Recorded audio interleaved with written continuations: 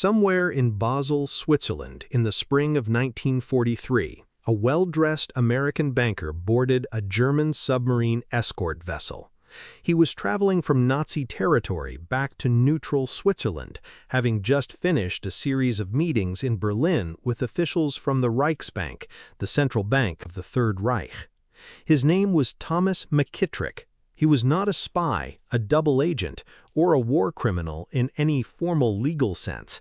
He was the president of the most powerful international bank in the world.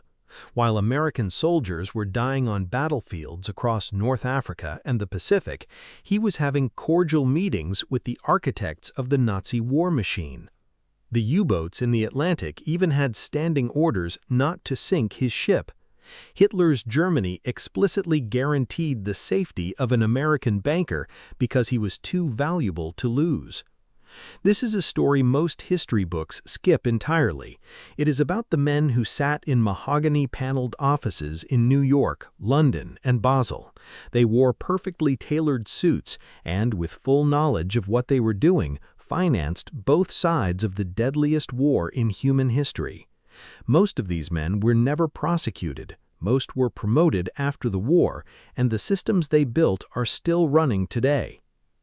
To understand how the bankers funded World War II, you first have to understand the conditions that made it possible. When the First World War ended in 1918, the Allied powers drafted the financially punishing Treaty of Versailles. Germany was declared solely responsible for the war and ordered to pay reparations totaling 132 billion gold marks, which would be worth several $100 billion today. By November 1923, hyperinflation peaked, and $1 was worth 4.2 trillion German marks. Wheelbarrows of cash were needed to buy a loaf of bread, middle-class savings were wiped out, and factories closed. Extreme political movements began to grow out of this desperation. This mattered enormously to Wall Street because American banks had loaned billions to France and Britain during the war. These countries needed Germany's reparations payments to pay back New York.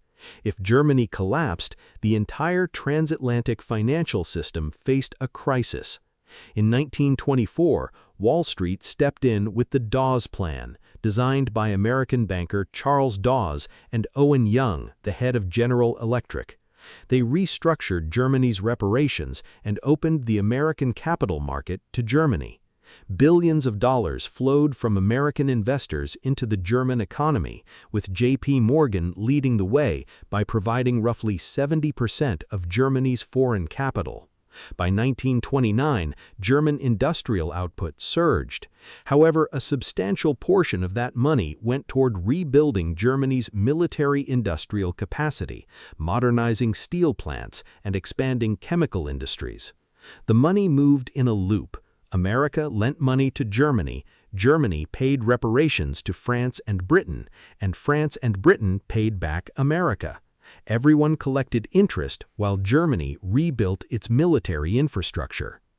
When the 1929 Wall Street crash hit, these loans dried up, the German economy plunged back into depression, and Adolf Hitler suddenly found millions of desperate voters ready to listen.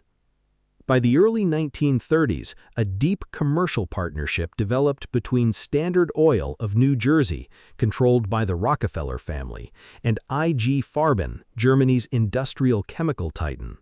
This partnership centered on two decisive technologies: synthetic rubber and synthetic aviation fuel. Germany had no natural rubber, and without synthetic fuel, the Luftwaffe could not fly. Standard Oil held critical patents for both processes and shared them with IG Farben. Internal Nazi documents later captured showed that without access to Standard Oil's technical knowledge and financial backing, critical elements of German war production could not have happened. Even after war broke out, Standard Oil shared its synthetic rubber technology with Germany while actively withholding it from the U.S. military.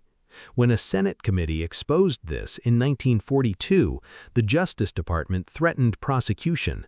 However, Standard Oil's executives argued a lawsuit would disrupt war production, resulting in a minor $50,000 settlement. Through intermediaries in neutral countries like Spain, Standard Oil continued to supply Germany with fuel throughout the war. Meanwhile, a quieter operation was running out of an unmarked building in Basel, Switzerland, the Bank for International Settlements, known as the BIS. Founded in 1930 by central banks, including J.P. Morgan architects, its official purpose was to manage reparations, but its deeper purpose was to foster cooperation between central banks completely outside the reach of national governments.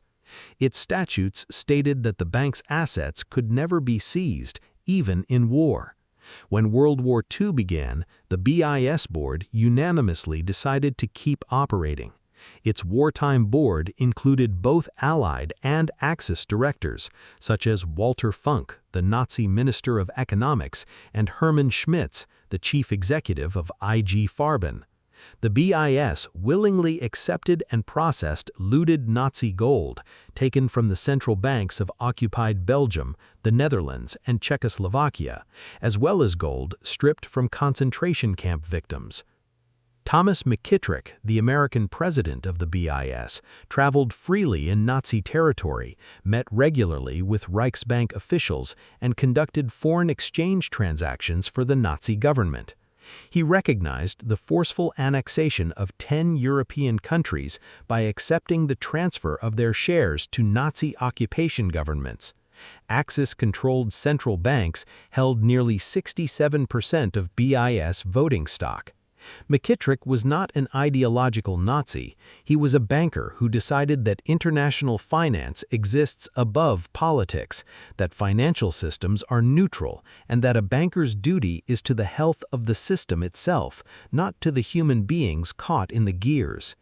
While gestures were made towards accountability, the institutions themselves emerged stronger. The BIS became central to post-war European reconstruction. Chase grew into J.P. Morgan Chase, and the core principle that finance floats above political morality was never seriously challenged. The facts are preserved in national archives and treasury memos, leaving us to confront the reality of a system where profit and atrocity shared the same ledger.